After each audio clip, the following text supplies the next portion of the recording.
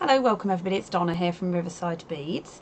Today's tutorial is on the Kamihimo braiding topic that I've been covering for the last couple of weeks, but I'm specifically going to focus on the startings and endings today. So how to sort of lay out your cords, how to work out the different measurements as such on your cords. I'm just going to take this one off the disc so you can see the different thicknesses of cord as well. So I'll go through some of the basics. I want to talk about the different types of endings, how I measure and work everything out. So this is a 2mm satin cord. I've pre-started it. Now it doesn't cope very well when you put it back in and reset it up. But what I'm going to do is show you as if we were setting one up as new. So it's not that you can take it off and be able to do this. So I'm going to pop it through the disc. Now I'm using our exclusive flower shaped disc today. Now we've done it as a flower. This is to make a 7 braid Kumihimo. You've also got your round disc as well, but I'm going to do it on here because the process of starting and finishing things is sort of the same on the different discs, although you can work on different layouts. So this is a 2mm satin cord, and for this particular one you lay it on all of the cords except for number 8. So the thickness, the things that determine the size of the finished braid, the thickness of the cord that you use originally will determine the finished braid. Now one of the ways that you judge how that will be is you take all the cords that you were using, so if it was this 2mm, and you sort of twist them a little bit, and that will give you a guide as to what size ending that you would then need, just as a rough guide. I mean, it does come up slightly different, but it's roughly there. So that's one of the ways that you tell. Once it's braided through, you can then use a bead gauge to measure exactly as well. So I've laid this out, so 2mm thickness cord, and you can probably see the finished braid under there, gives you an idea of the braid size. If you go down a size to a 1mm, your finished braid would be thinner than a 2mm. There's also measurements to consider with your Kamihimo, and this does vary. I have covered this in each of the techniques. So in the beginner's guide of this that we did on the tutorial, I covered how to sort of lay it out and work out your measurements, and then we've done the same for an 8 braid on a round disc as well. So the variation measures depending which braid structure that you're trying to complete.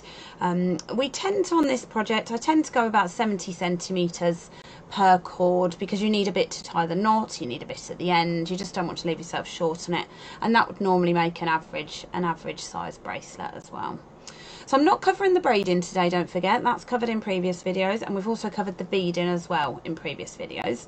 But what I do want to talk about, in addition to the satin cord, is the cord that you would do beads on. So this is something called Eslon, and it's a 210 Eslon, and that's just the brand name for it. It comes in about a 0.5mm in terms of its size. This is perfect for adding seed beads. I tend to go no smaller than a size 8 on something like this. So this is a size 8 seed bead, and then it's also suitable if you wanted to go up the scale, and this is one of our new bead bundles that we've launched, and this has a selection of beautiful crackled glass, and I'm going to bring that closer for you to see, those gorgeous seed beads in there as well. So this is a new collection of beads that we've done, and these all fit beautifully on your Eslon. What I do with Eslon when I'm adding beads is I prepare my ends. Again, I've covered this hopefully in the beaded one that I did, but just to show you all the basics, I've prepared the ends, just cut those at an angle, and then nail varnish. So all of that is a nice firm end, and that makes like a little needle for them picking up your beads. So these are all your key first preparation things. You choose your cord that you want in terms of the colours and thickness. You choose, if you're doing beaded, you would choose your beaded cord as well. Then the second variation to consider when creating your braids is how you lay your cords out, or which combination of cords that you use. So depending which pattern you're looking for, this is just on a regular 8 braid, that's sort of just a different combination of cords but laid out in different ways on the top of the disc to start with. So that's another factor that then changes the braid that you get through the bottom. Will be how you lay them out on the top as you start your braid. The next thing, so once you've braided through your selection, you would take it off of your disc. So let me explain from that point. So skipping the actual braiding process now, what I do tend to do, without it unravelling too much, I tend to just pop it all off like this. I know I haven't braided too much there, so there's not too much to see. but you've got a small section. If that was a full bracelet, I would take it all off the disc. If you sort of keep hold of it, it doesn't unravel too far on you. And then I just split the strands, half to one side, half to the other. And you're tying this as just a rough knot. So this is just a knot to secure it, to stop it unraveling anymore. Like so. And that's secure now, ready to finish off your braid. So if this was a bracelet length, it would then be in a situation where you've got a knot tied at the beginning and a knot tied at the end, ready to finish. The process you then need to do then is take a finer cord and get it to the length that you want your bracelet to be. So this one, let's take one here that I can undo. And prior to having its end added on, we would have worked out the length we wanted our finished braid to be. And what we would have done is, if we'd braided slightly too long, which can be a tendency to do if you're just using the materials that you've got, what you would do is you would bind at the appropriate place on the braid. So if you needed it to be here and you wanted to sort of braid there to add your end cap there, and you'd actually braided it a little bit longer, you would just braid down the braid so you can chop this bit off there. So you take a thin cord, I'll just use this spare bit from here now just to show you, and you would bind it round the braid where you wanted it to cut off above. So we would tie it on maybe once or twice just to secure it on there, and then we would wind that round. So if you need to, hold that at the side. It can just be a thin thread or a Nymo or something like that. This is actually a bit of Eslon, which is perfectly fine for it. And you braid like so, and then you tie that off on the other side just to stop it unraveling. Not left myself too much there, but that should do the job for you. Okay, so we would probably do a double knot on that as well. And what that's done, if you look, is it's just sort of secured that, so that if I was to get my scissors and chop here, that would hold that in place, and then that would be ready to glue into my braid. So with our 7-strand braid, particularly the one that I've been covering over the last couple of weeks, because you start by tying a knot and you finish by tying a knot, you do need to do this process at either end of the braid. Once you've got it secured off, you'll end up with your braid that will be secured at both ends by either sort of one end. You may not need to secure it depending which way you've started, and then the other end you'll have bound round. Then what you do is you need to work out what size your end cap wants to be, and this handy little gadget is called a bead gauge. And bead gauges work by gripping onto the bead or the cord that you want to do there, and then measuring it. You don't squeeze it because you just want the end cap to nicely fit on there, and the measurement you read is here. So where that line joins up with that line on the first one there, so that's a 5mm. That would be the minimum size of end cap that you could fit on the end. So I think I've probably got a 6mm on there. Yeah, I often just go 1mm more at times just to make it a comfortable fit on there.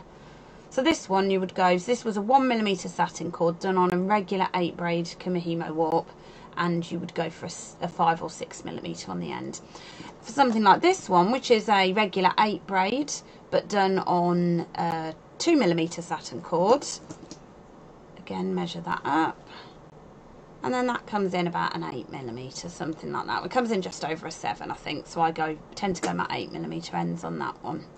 And then this one was a kind of combination of 2 and 1mm, so you might end up, I think this one probably looks about 7mm.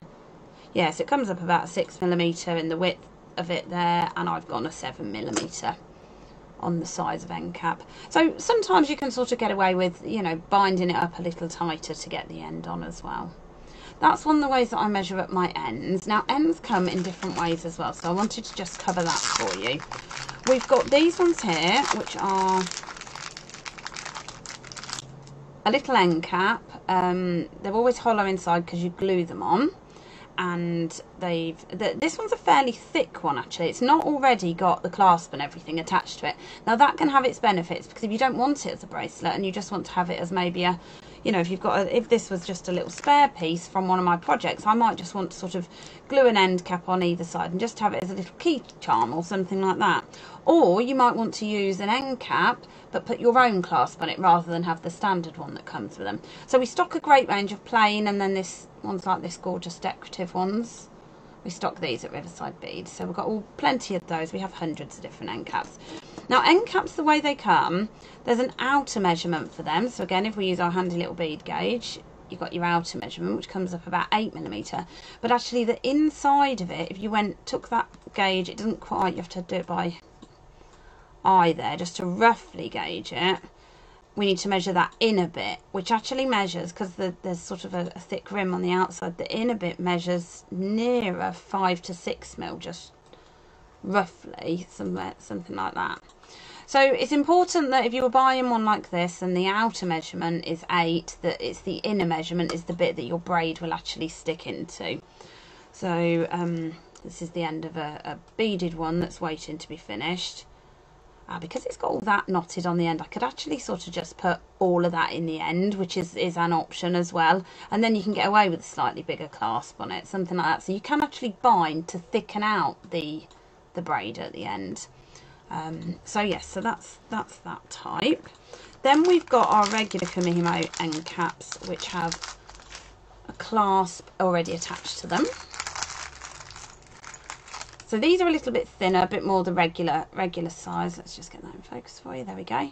So they do still have a small measurement, probably comes to 0.5 to 1mm across the two sizes.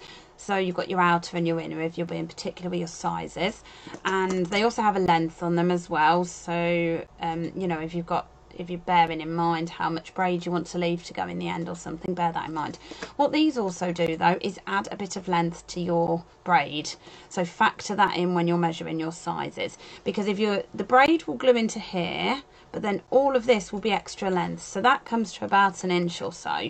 So you just need to bear in mind that will then add onto the size of your end cap, onto the size of your bracelet, onto your finished thing. So that's that one.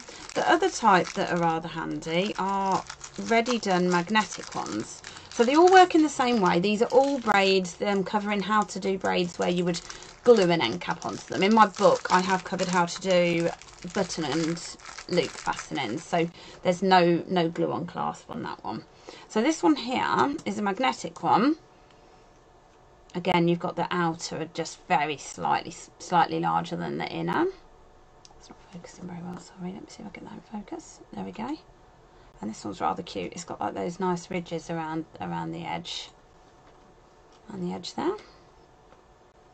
And then this is magnetic. So what happens is they're actually quite tricky. I'm going to have to get a pair of pliers. Not that it would be like that when it's on your clasp. When you're just trying to grab hold of it, which is a good thing because the magnetic bit is super strong. So there's your magnetic bit there. And inside there, so imagine each of these gets glued onto the end, then that bit goes in there. You can see how strong that is, and then your braid, it's stuck to my thing now as well, stuck to my pliers. So if I was doing it onto something, just bear with me, get a braid that needs a finish. And okay, I haven't bound my ends on this, so I can't cut it, but if you imagine, I would get, oh, that came in done better that time. I would get that on one side there, and I would put the other side on there, and then when you bring this round, that would clip in there, and you would have your magnetic cap. So these are rather handy to use, and bear in mind with these then, on the other flip side of the coin, they don't add any length on. So you've got to make sure your braid is the right size. This is not the solution for that, if not, because you can't add extra onto it very well because of the way they need to attach here. So that's a magnetic one, something to factor in and consider. I think that was everything, particularly for this short video that I wanted to show. It was just to show you how to sort of briefly start, how to roughly finish up your endings, and if there's anything else I can cover in future videos on this, I'm quite happy to do so. So thanks for watching by today. Next week I'm covering some of our Easter charms, and then the week after we start our resin series with Heidi, hopefully. We're just making the final arrangements for that. So it'll either be a week or two of Easter charms and then going into resin. So do check back to Riverside Beads, and if you're here on YouTube, don't forget to subscribe as well. Thanks very much, everybody.